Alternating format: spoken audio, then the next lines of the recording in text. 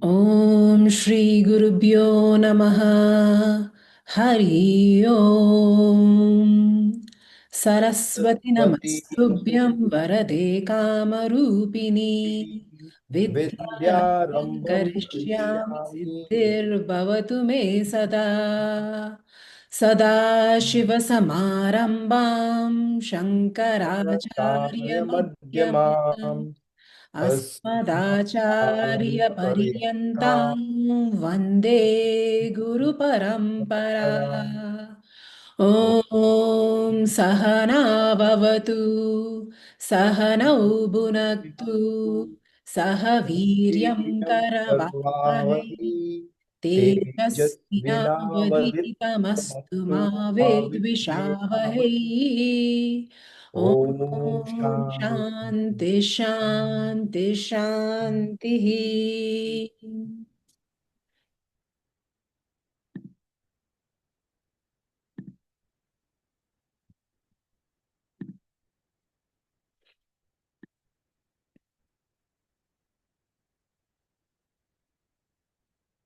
Thank you everyone for being here. So last class we finished talking about the verse 5, if you remember, which in where Ramana Maharishi told us about the three kinds of devotion that one can engage in. So the three types, the kaika, the vachika, and the mansika, the at the body level, at the verbal level, and at the mental level. So at the body level, one could engage in puja, and then at the Vachika level, one could engage in chanting, parayana, and so on. And in the Mansika level, you could do mental japa or meditation. And now the following verses are talking about each of these in more detail. We also looked at the first one already, the puja, and how exactly one can do puja. You could either do Ishtadevata puja, uh, but slowly expand your devotion to Aneka Rupa Puja, being able to see the divine in various forms of the Lord. And Ramana Maharishi also told us that the best way to do puja is to see the whole world itself as a manifestation of the Lord. So, those of you who did Tattvabodha or has some other exposure to Vedanta, we know that the world is not different from Ishvara. In this particular case, the material cause and the intelligent cause are both one and the same. Ishvara made this creation from himself. So everything we see is a manifestation of Ishvara. So, how do you worship Ishvara? You can have the whole world as your puja room. You don't just have to, no longer have to just be in your puja room to do that puja or at a temple. When you see the whole world as the Ishvara, you can use every opportunity in your day to worship and serve Ishvara. So you can do this by serving other human beings, other animals, the plant kingdom, or nature in general, taking care of just things around you. So every waking moment can be converted into a devotional activity and mindset. So now we're coming to verse 6. I will chant and you can repeat. You can unmute yourself. उत्तमस्तवादुच्चमन्दतः उत्तमस्तवाद उच्च मंदतः चित्तजं जप ध्यानमुत्तमम् चित्त जन्म जप जपा ध्यानमुत्तमम्. ध्यानमुत्तमम्. Thank you. So what does this say? It says now we're coming to the second kind of devotion, which is the verbal. And it's talking about japa, which can be done in three different ways. Uh, Uttamam, Uttamastava means superior song. I mean, you'll have to put it together, but Uttamam is superior, Stava is song of praise, Ucha is loud, Mandataha is medium low, Chittajam Japa is chanting in your mind, or also known as Dhyanam. Uttamam, superior. So putting it all together, Sanskrit can be jumbled up really. And so you have to break it down and put it in order again. So what it says is, compared to loud singing of his praise, repeating his name aloud softly, repeating in murmur or meditation, the form of mental chanting is better. So, better soft than chanting loudly. And the best is the mental japa. And it's okay if, depending on wherever, how disciplined the mind is, or what state it is in today, you might choose to do one of the other forms, right? So ideally, we are going to build up to be able to do mental japa, but if the mind is extremely distracted and you find it more conducive to say it out loud initially, so you can do that. You can do the japa out loud. And and when you're in a satsanga, when you're in a kirtan, you would be chanting even loudly, that's also fine. Or even sitting alone, you want to do loud chanting, that is also fine. But you have to slowly progress to the mental one if you want to gain more mastery over the mind, eventually leading to greater chitta shuddhi, which we said is the qualification for this jnanam, this knowledge, to take root, to assimilate. So many people find it useful to use a mala, right? And it's not specific or it's not limited to Sanatana Dharma that a mala is used. Even Christians use a rosary. Even Islam, there is a version of it. So across these various traditions, everyone's found it useful to have a mala. Um, and that's a really wonderful practice to build up. So, as we are progressing through this text, I hope you're all realizing some of you are new, some of you are seasoned students. I hope everyone's realizing that this is not something theoretical that we are doing, right? So, we've not come to the Jnanam portion yet, which is coming after verse 15 onwards. Right now, we're doing all the preparatory steps, and everything that Ramana Maharishi is so beautifully condensing here for us is something we should take on to practice in our daily life.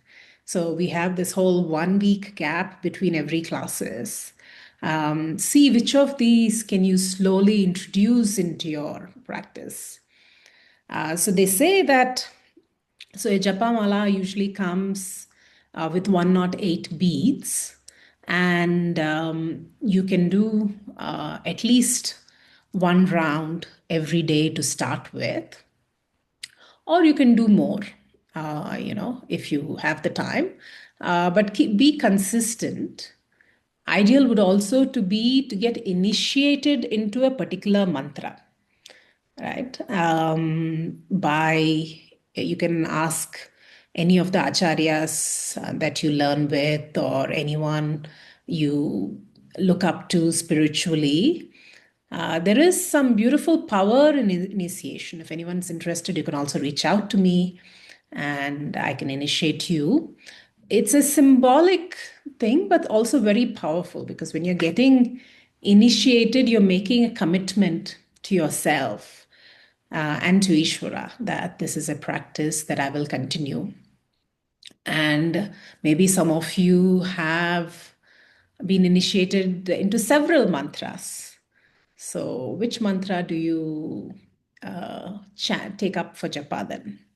Ideally, something which is linked to your Ishta Devata, a deity that you resonate with, or if there is not one particularly you resonate with, you can take up these various mantras. I can send you a PDF with the possible mantras if you wish, and chant each of them out loud and see which of them most resonate with you, make you feel something, and that can be your mantra. And the additional step, great step to do would be also actually get initiated in that mantra and make that formal commitment to do this. So, how do you do this? Like I said, you can do it either out loud or softly or mentally, at least once a day, preferably twice a day. Sit down. Initially, you can use a mala also. And as you count through each bead, chant the mantra, right? And so in this, you're not necessarily you don't have to know the meaning of the mantra, and you're not concentrating on the meaning of the mantra, because that's a different kind of meditation. The mind can typically do only one activity at a time. So just chanting the mantra mentally or verbally has a lot of power. All these Sanskrit mantras come with a lot of power. And the more you chant each of these mantras, the more this power will get activated and you will have access to. So, what exactly do all these mantras really mean? What do these different um, deities symbolize? Yes, Vicky, you have a question? Ma'am, isn't this Karam Kand reciting the mantra? Yes, in a way, because we're right now we're talking about the preparatory practices, right? And without preparation, the jnanam will fail. And as spiritual seekers, we have to be very careful not to discard these preparatory practices, because there are people who study Vedanta for 5 years, 10 years, 20 years, and still that knowledge hasn't really taken root. So there is the danger of you will lose faith in the knowledge, or you won't understand, why that's happening. And that's the only reason the Gyanam is not assimilating, is because of lack of preparation. So also in this first few verses, now Ramana Maharishi is giving us the levels that you can progress.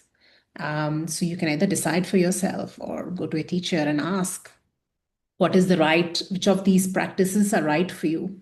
Mostly you will know, right? Whether you're at the stage you can go to mental japa, or you need to do that. And they also can be um, parallel, you don't have to give up puja if you've moved to meditation. And most of you here are householders. You might have kids or others around you who learn from your behavior. So you also carry all these activities to be a good role model for your children or those around you, because the children will grow up looking at what they saw you do. If they saw you sitting in the puja room every morning, likely they will replicate that. If they saw you lighting up a cigarette every morning, likely they will replicate that. So we while and I understand. I used to um, resist most of these karmakandas quite a bit in the early stages of my journey as well, especially because from the outside, it looks the same, right? When religion and spirituality looks exactly the same, you're doing this chanting, you're praying to these deities. How is it different from someone who's following religion blindly? So, as a Vedanta student, what what's different is it's no longer blind faith. You know what it represents. So I was just going to say, what do each of these deities really represent? Right. So, for example, I have a particular power of sight available with me. A cat can has a much more higher power of sight, 10 times more or something. It can see in the dark. So this unlimited power of sight, which exists in all of creation, that we call Surya Devata. That is. So, and like that, we have devatas representing one particular power. And again, there are things we are still talking about the relative level of reality, but we have to also remember that there is things beyond perception, and that is not to do with superstition or anything. These Vedic mantras, which are Apurusheya, which came from our highest consciousness. Right? So they contain a lot of intelligence beyond our comprehension. And the Shastras talk about this. Of course, in the end, we negate all that saying this is mithya. This is not the ultimate reality, but it doesn't mean it doesn't exist. So people do report that if they have a problem with their eyesight and they chant Aditya Hriday Stotram, which is another name for the Surya Devata, their eyesight does tend to improve. There are various chants in the scriptures to invoke rain, to invoke various things, but they have to be chanted very precisely with a pure heart. So just doing it mechanically may not really yield the results. And as we said before, the all the karma kanda portions, the ritualistic portion, can either be used for worldly benefits, right? So depending on whatever stage or aspiration a particular person has, they can use these karmakandas for those benefits, but they will still get the secondary benefit of spiritual progress. But for someone who's not formally studied the karmakandas and is more interested, for their spiritual evolution, then when you take up any of these karma kandas, your primary goal is chitta shuddhi. And that is the primary benefit you will get when you're not asking for some other benefit from those actions. The primary benefit you will get is chitta shuddhi. There might be the secondary benefit of some other things which come, but we need not be concerned with that. So if you chant 1 lakh times of Om Namah Shivaya or Om Namo Narayanaya, there's a particular power which gets activated. So Om Namo Narayana is a peace mantra. So oftentimes in times of war or in COVID, when there were a lot of people suffering, we often used to chant Om Namo Narayana together in the ashram. So it can be used for lokasangraha or other benefits, but right now you're primarily concerned with just the spiritual benefit that you can get. So I anyway covered the next part. I wanted to say that each of these mantras have a particular power, and you don't need to understand the meaning to get to benefit from it. And also, the mind can only do one thing at a time. It can either focus on the sound or focus on the meaning. So, if when you're doing japa, you just focus on the sound itself. And why japa? Why do we do this repetition? Why is it useful for us? So they say that any guesses how many thoughts we have in a day? Milliseconds. Pardon me? In milliseconds, many. Yeah, we have something like Finite. they estimated something like 60 to 70,000 thoughts in a day. Out of 84,000 seconds, 60,000. I mean, that's a Yeah. lot. I mean, including the time we sleep and all, right? So we have 60 to 70,000 thoughts in a day. And if you ever try to observe your mind, you will find that most of them are repetitive and useless. And they're also the source of um, worry and causing you more samsara because you're either thinking about something way in the future, which worrying about something which might happen, or feeling regret about something which happened in the past. And this doesn't serve us. If we want to look at the past or plan for the future, these are very useful. And a deliberate thinking about these things is very useful. But most of the time, it's not what we're doing is not deliberate. It's Subconscious. systematic and it's not helping you solve the problem that you're focusing on, and it's just causing unnecessary stress. All this is happening because the mind is not in our control. Now, let's try something. For next 1 minute, I'll ask you to do something. So if you want, you can close your eyes and think of a banana.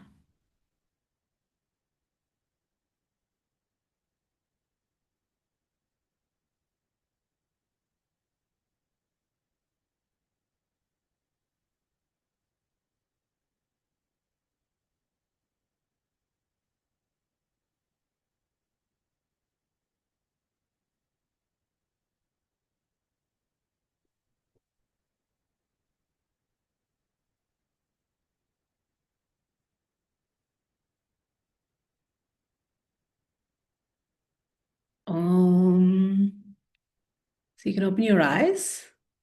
How many of you thought only about banana? What all did you think about? About everything, including my sport this morning. Right. The texture of the banana, how does the banana look, etc. But your thoughts remained only on the banana? Yeah, kind of. Okay, that's pretty good actually. So most of the time we would, Niriti, you were going to say something? Yeah, I was also visualizing the whole banana. It was more like ripe banana, the shape of the banana. It was restricted to the banana. I mean, the entire banana itself. And Mm, then it went on to making banana shake, yeah. banana cake, and all that. So it's Right. So it might relative to have been banana. somewhat related, but mostly, you could have also jumped from banana to monkey and then from monkey to forest to the last hike you did or, garden you visited or want to visit this evening because it's Sunday. It could go in any direction. So most, Probably if you had given us more time, for that 1 minute it was restricted to banana. If you had asked us to close our eyes and think of banana for 5 minutes, then it would have hopped yeah. everywhere. Um, And that's exactly what we're trying to avoid because, yeah, 1 minute is still fairly less. But even in that, you even in that 1 minute, you went to banana shake. And as you kept going, you would have then thought about, okay, now I'm hungry. Maybe it's what am I going to eat after this class or something, right? So mostly our next thought is not known. We cannot predict our next thought. And using japa, this repetition, is a way to make that next thought predictable. And it might not work all the time. Your mind will wander as you're trying to do the japa mala. Your hand might be moving and your mind might be somewhere else. But at least at some point, you will notice, oh, my mind has drifted, and you will come back to that mantra. So in that case, there is no need to be angry with the mind or upset with the mind or think, oh, I failed. That's the whole practice. You notice that the mind has wandered and you gently pull it back to the action that it has been assigned. And like that, slowly, you build more of this chitta ekagrata, the capacity of the mind to be focused. That's the point of doing japa. So you can either do japa, for all these are called upasanas. So upasanas are generally any mental spiritual activities that you do. And the primary criteria for that is it has to be associated with Ishvara.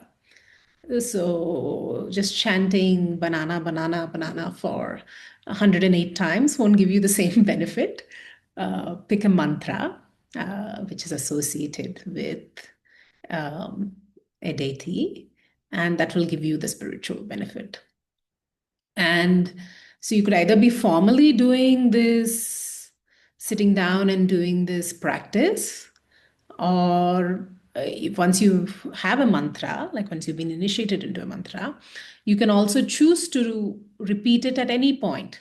And there is no restriction. You could just be walking, you could be cooking, you could be in the bathroom, it doesn't matter. You can chant this mantra whenever you want. You find that the mind is occupied maybe with unnecessary activity or disturbance, or if you just let it be, it might go in some other useless direction. So instead, you can make that time useful by mentally chanting that mantra. Of course, I'm not saying do this 24/7. Time to just relax and all that is also important. We'll come to that. But include this in more of your day, so that more and more of your day, even when you're doing other activities, can be converted to something which will benefit your spiritual evolution. Yeah. Any questions?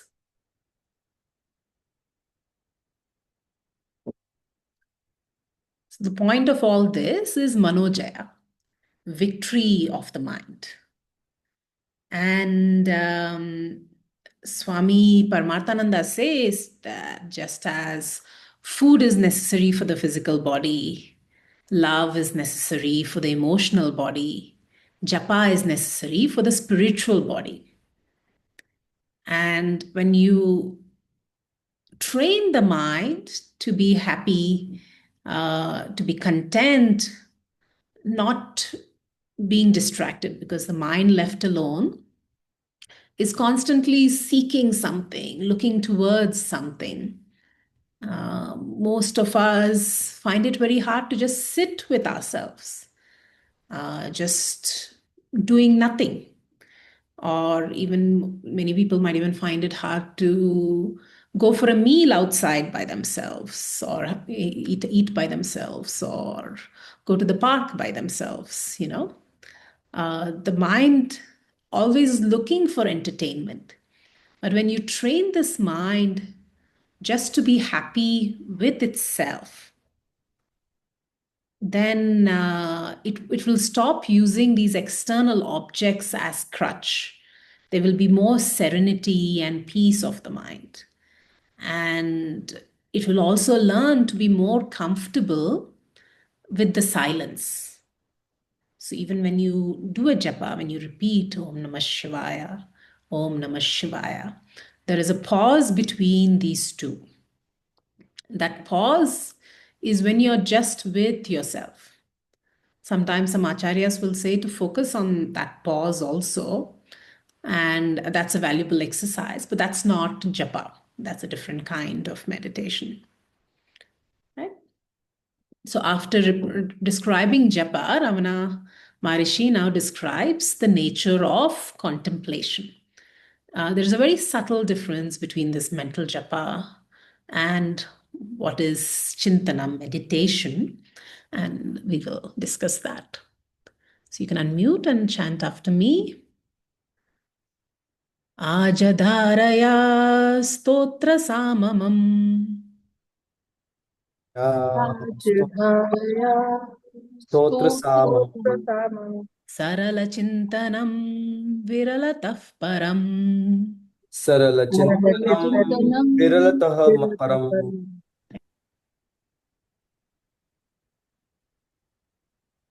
Ma'am, you're mute.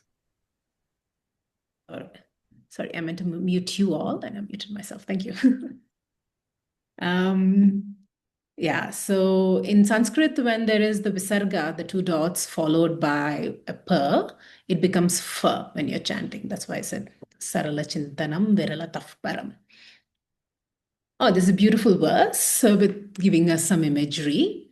Ajya is ghee, dharaya is flow, strotrasa is river, samam is water, sarala is effortless, chintanam is meditation, viralataf is broken, param, better.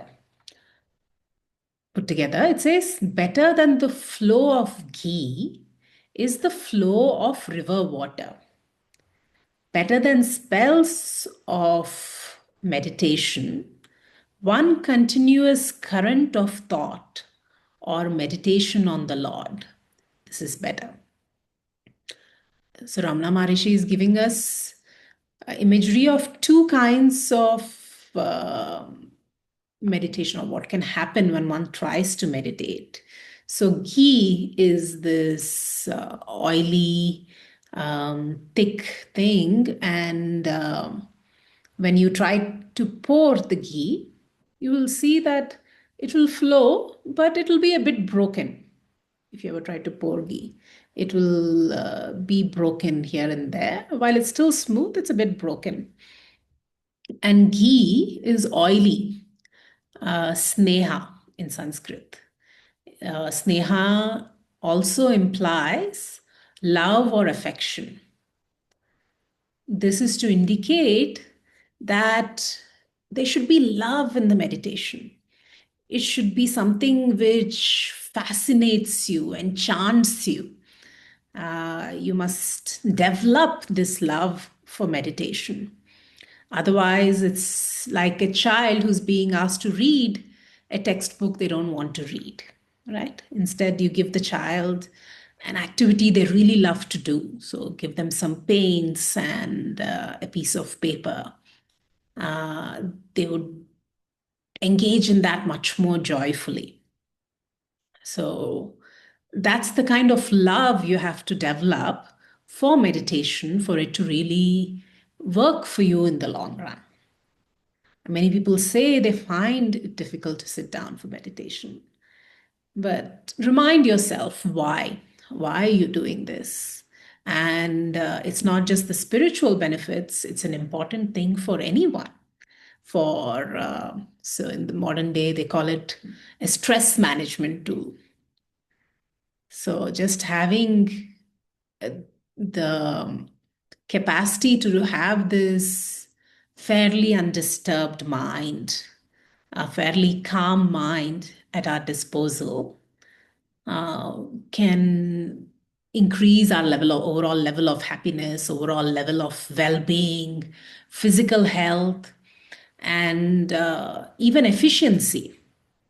And there are lots of studies done on the benefits of meditation, right? And they've been done on different health conditions, the kind of focus it can give you. I once saw a scan of meditators. So there was this meditation teacher who's also a PhD student. He was doing some research. So he had all this fancy equipment which they put on your head to scan the brain. And many of the people in the group had very recently been initiated into a particular technique. And when you initially put it on the brain, you'll have all these different, multiple layers of waves, alpha, beta, they're called lots of different things.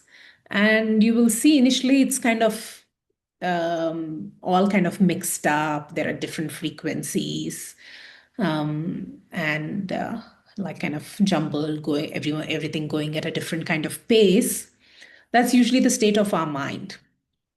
And then they asked the person that was put on to start meditating.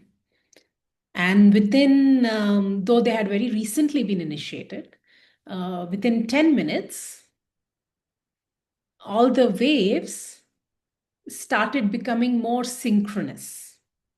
They started moving in the same speed. The wave patterns started looking similar, right? And so this is even scientifically, you can see what happens when one meditates. And for those of you who do have a meditation practice, you would have noticed the benefits. You would often feel much more calm and composed and happy after meditation. Maybe not all the time, which doesn't mean the meditation has failed. Maybe a lot of the times meditation can also result in some stress release. And we don't really need to analyze what came up during the meditation. I'll tell you why, but it can often, it will result in this calm, not just after meditation, but a calm which continues with you through your day. And you will find that, yeah, of course, it will benefit you in so many ways. So I'm interested to know, how many of you meditate? One. I do. Okay. I'm able to close my eyes. And reach a few minutes of complete silence, and stillness. I've done Vipassana 2 times, so that's helped me a lot. I'm not still a pro, or I'm still not. That's an interesting thing. Once there's a story from, like I think Shivananda Ashram somewhere. So all these swamis and more seasoned spiritual people were sitting on the stage, and there was a satsanga of a few hundred people or so. And someone asked, how long are you able to hold this state of dhyanam? And so people in the audience said, maybe just for a minute or 2 minutes or so, then the mind wanders. And then then the people on the stage said, maybe 5 seconds, 10 seconds. So does it mean they were meditating or be able to be in that state for lesser? It was just that the longer you meditate, the more you'll actually become aware of how much the mind wanders.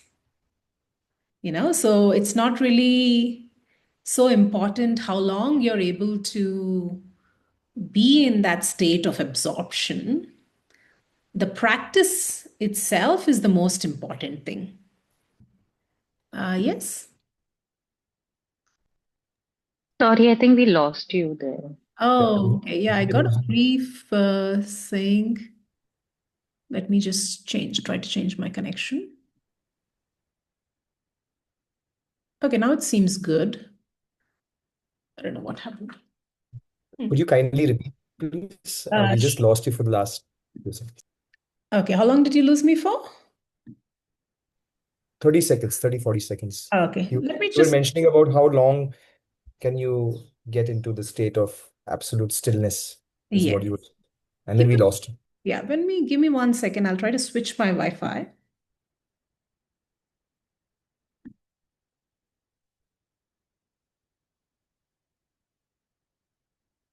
Yeah, now it's perfect. Good. Yeah, I have 200 Mbps now. Right. So I was saying that initially, you won't even realize how much your mind is drifting. So it's only after sufficient practice that you even start becoming aware. Initially, when you first start meditating, you might sit for 20 minutes, be good for the first 2, 3 minutes or 5 minutes, and then suddenly realize, oh, the time is over.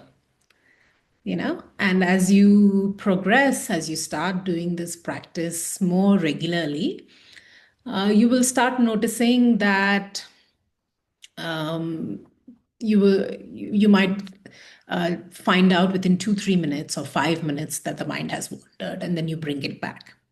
But that's all okay. That's the practice.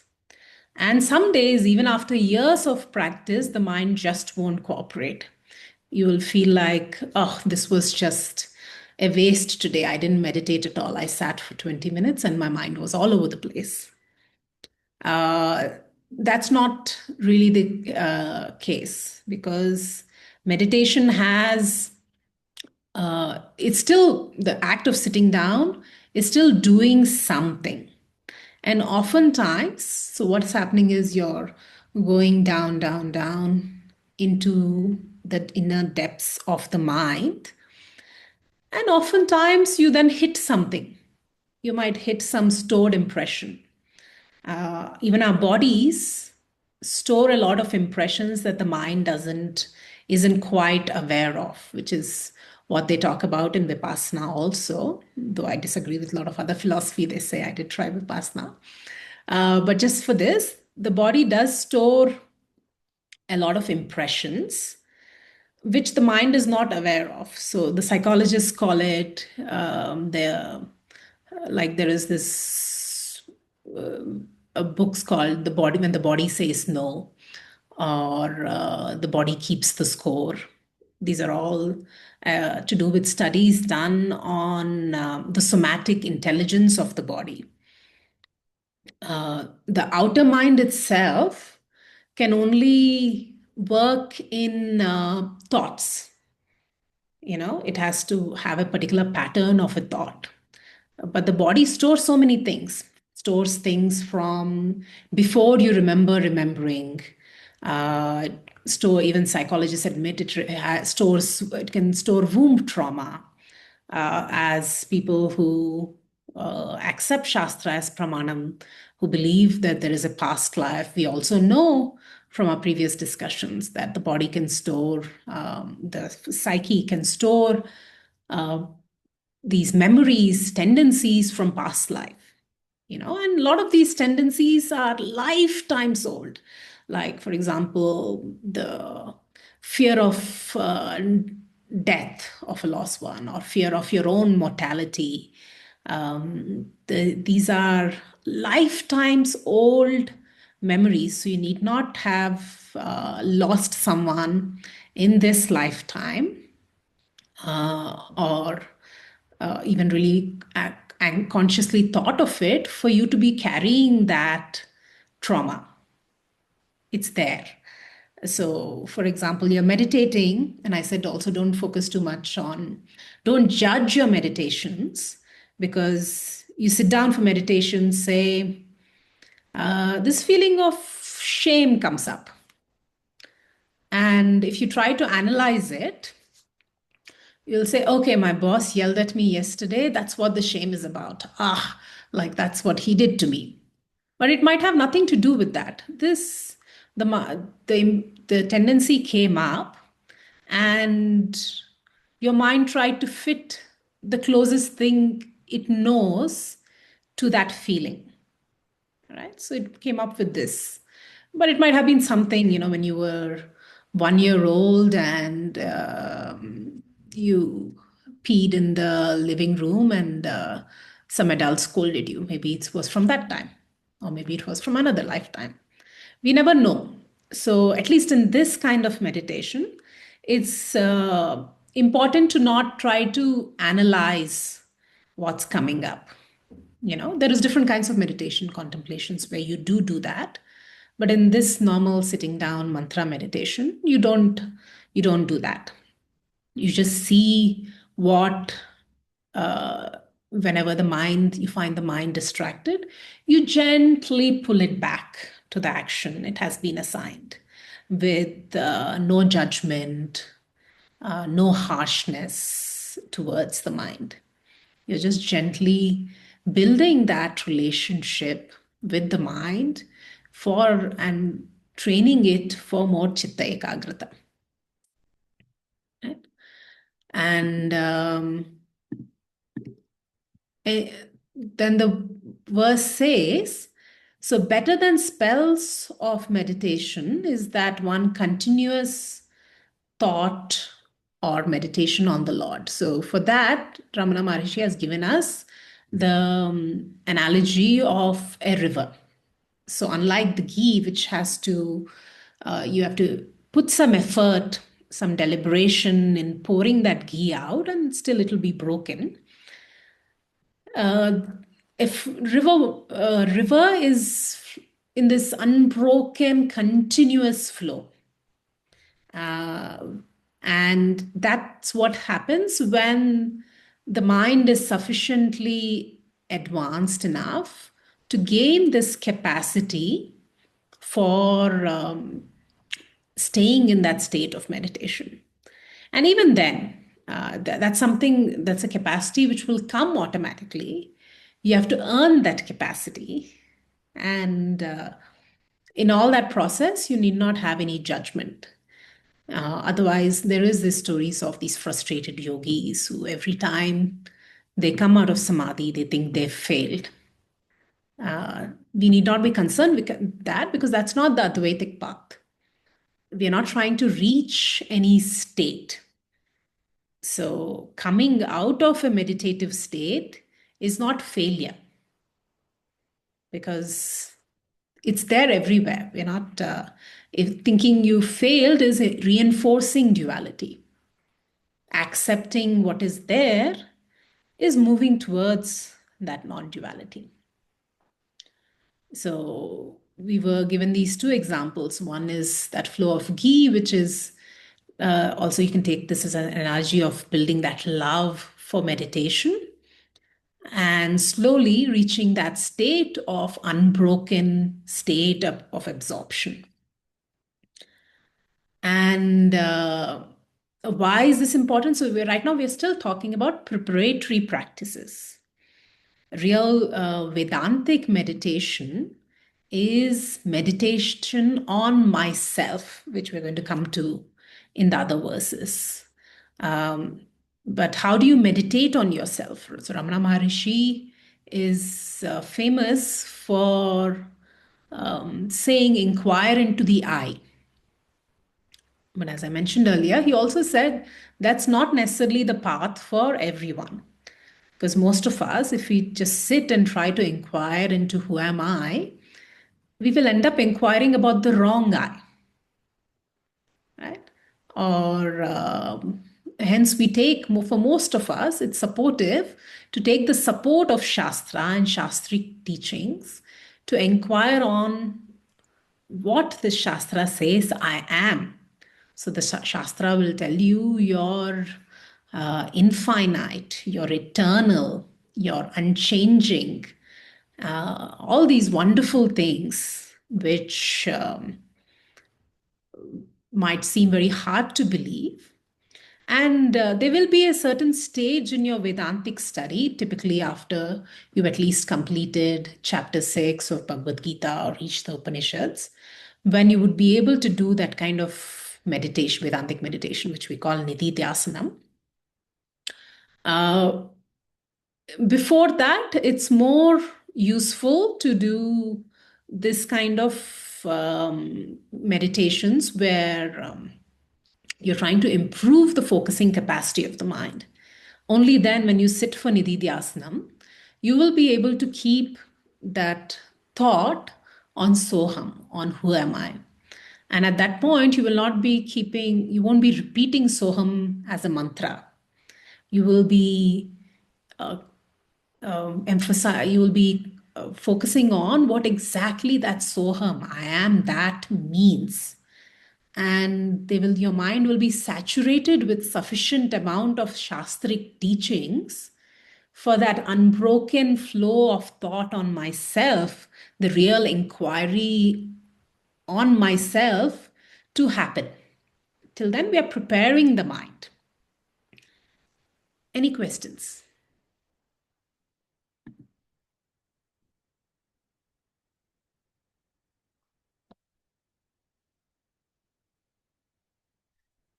So, so there are, so in this verse, it says, Sarala Chintanam Virala Tafparam, right? So there's something called Sajatiya Vritti, which is different thoughts, but all associated with Ishvara. So when you're sitting down finally for Nididhyasanam, you won't just be saying Soham, Soham. You will be thinking about various aspects of what that really means. For that, you should first have sufficient background in Vedantic study for enough of those thoughts to really be there. So there will be different thoughts, but all similar and associated with Ishvara as myself, right? So this Sajatiya Vritti Bhavana is what the verse means by Sarala Chintana. And Viralata means being disturbed by other worldly thoughts.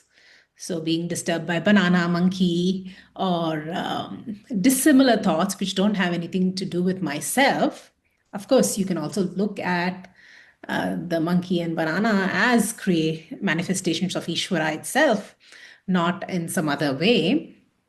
But normally they are worldly, unrelated thoughts. So that is Vijatiya Vritti, dissimilar thoughts. So the flow of similar divine thoughts, unobstructed by worldly thoughts, this is what's called Sarala Chintanam Viralataparam. Yeah. And then what is the obstacles when you generally sit down for meditation? Anyone?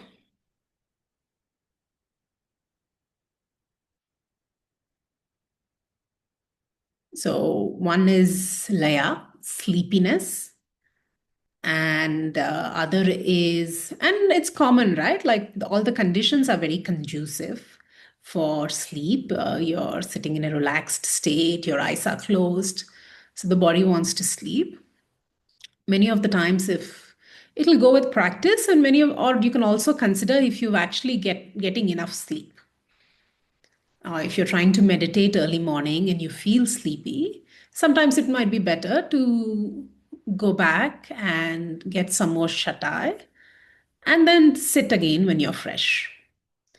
So the best time to meditate is when you're in a sattvic state. And Brahma Muhurta is considered the best time for that. And for many people, you might still find that you're still in a very tamasic state when you wake up. So how do you get yourself to a sattvic state? From tamas, you have to go to rajas to come to sattva, which is why if you were to do an asana practice and then pranayama, then sitting down for meditation would often be very easy. So that is the ideal. You do asana, pranayama, and then sit for meditation. And if you don't have time for that, you can, in the very least, at least do a few rounds of pranayama, which will take you like maximum 5 minutes. That itself will calm the mind, bring it to some kind of focus, but active enough, aware enough to sit down for the practice of meditation. The other main obstacle for meditation is this wavering tendency of the mind, the vikshepa, the wandering tendency of the mind. And Ramana Maharishi is telling us it's better if this meditation is smooth. How do you get there? Only by practice. And so the time is important. Typically, if you can, for beginners, it's recommended you do at least 20 minutes twice a day if you can. And it doesn't matter if your mind is wandering in the meantime, but keep it a consistent period, 20-minute block. And if that feels like too much, you can reduce it, but keep it a consistent block at this time every day, 6 a.m. every day and 6 p.m. every day. I will sit down to meditate for 20 minutes. That itself will train the mind. It will become used to being still in that time. And then after time, the next important thing is place. Have a dedicated place, a little, if you can have a separate room, great. Otherwise, at least a separate corner that you can meditate in, which is only dedicated for meditation. Have a little asana mat or something which is only used for meditation and no other activity, right? So slowly this energy of the meditation starts being in that place. And if you walk into that place and even any other time of the day, you will feel that peaceful vibrations from there. Then the right posture. The right posture is, if you can, lotus position, otherwise a cross-legged position, or otherwise, if your body doesn't currently allow that, you can also sit straight backed on a chair with a backrest, but your torso, shoulders, and head are in one line, but relaxed. They're not stiff, they're relaxed. So that's the other condition. So time, place, posture. Before, in the early days, Shankaracharya used to say you go meditate by a river or in a cave. Those are hard to find these days, at least quiet ones. So you make this place in your home. And the seat also should be sufficiently comfortable, not too hard, not too soft. It should be sufficiently appropriately high enough. So you're not disturbed by, like, if you're outside, by insects or something, or not so far high that you fall off and hurt yourself. All these things have to be taken care of. So we're coming to the end of our time, so I will pause here.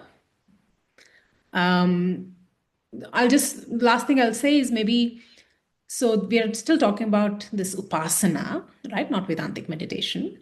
And initially we will start with Upasana on Saguna Ishvara.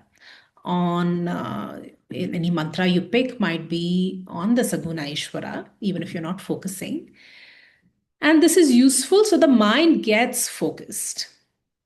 And the downside could be it does reinforce some Dvaitam, but that is overcome by remembering that this any Ishvara that you invoke, any Saguna, any form of Ishvara that you invoke is ultimately one and the same, and that is you. So with this background knowledge, if you do this Upasana, then there is no reinforcing of Dvaitam. Okay, and I'll just say that I would highly encourage all of you to do these. We'll also talk about other different kinds of meditation which is possible in the next class. But I don't want to confuse you too much. I'll just briefly say the different kinds possible. I highly recommend that everyone has one particular practice, whichever that might be, because people also have this practice of looking at a flame or different kinds of practices you could do. As long as it's related to this knowledge and it's a constant daily practice, you will gain the benefits. Right? Yes. Sorry, I have a question. Is this meditation that you described, is it same as what Sri Krishna talks about in Bhagavad Gita, or is that Vedantic meditation? Like, is it So Upasana or Vedantic? that is what Sri Krishna talks about in chapter 6 of Bhagavad Gita is Vedantic meditation. That's what we are building towards, and the next verses will specifically talk about that kind of meditation. This preparatory meditation is still very important because without that, without sufficient purity of the mind, you would be in the danger of mood making. So if you're trying to meditate on the Vedantic knowledge that I am everything, or I'm unchanging, you can say the words, you can get some kind of feeling around it. But if the mind is not sufficiently purified, you're kind of, mood making. You're saying the words, play acting, but not really believing it. You know what I mean? Yeah, I understood that. Thank you. Yeah. Vandana ji, I'd like to ask a question, if I may. I'd really like to try it this week, the meditation, very seriously. And in the Brahma Muhurt, I will definitely get up. But is it necessary, like, to have a ritualistic bath or anything like that and then sit down, or is it okay? Just you can sit down. There are like all these very ideal recommendations, at least like wash your face or something. So you're, Okay. and even the Brahma Muhurat, these are the ideal recommendations. You have to balance that with what's actually possible for you. Okay. Getting up at Brahma Muhurat is possible for someone who goes to bed at 9 o'clock. Yes. In today's day, that might, depending on your family situation, whatever, that might not really be possible. If it is, wonderful, do it. Yeah. But if it's not, pick an optimal time, which you can, don't set yourself up for failure, right? So at least make sure you start. So pick a time which is actually ideal for you before maybe everyone else wakes up. It could be as late as 6:30, even 7, depending on the household you live in. Whatever time is actually something you can keep on a regular basis. Okay. You can really do Brahma Muhurat. That's fantastic. Please go ahead and do that. Because that seems pretty ideal, because it's a time when it's the quietest before your actual day starts, and I guess it'll. For sure, that's the ideal, and if you can do it, I would definitely do it. But if you find it's how much earlier than that, how much earlier is that than what you currently wake up? About an hour earlier, maybe. Okay, that's still doable. So initially, you could, an hour earlier is not so bad. Try it. Maybe then you need to go to bed an hour earlier. Earlier, to catch up on my sleep. Yeah, that's true. Overcome too Thank much. you so much. Yeah. Thank you so much, Vandana ji. So I had held meditation specific classes. The recordings are available. I don't plan to do it again. But if anyone wants, you're very welcome to reach out to me for a one-on-one session, and I'm happy to support you with that. Yeah. Okay. So let's stay. Niriti, did you have a question? No, I'm good, Vandana. Thank you so much. I'm actually a Kriya Ban, so I practice Kriya Yoga. Okay, beautiful. That's also a type of meditation. Lovely. Okay. Om Purnamadah Purnamidam Purnat Purnamudachyate Purnasya Purnamadaya Purnameva Vashishyate Om Shanti Shanti Shanti Hari Om Tat Sat. Om Shri Gurubhyo Namaha. Thank you, everyone. Have a beautiful Sunday. Thank you. Thank you.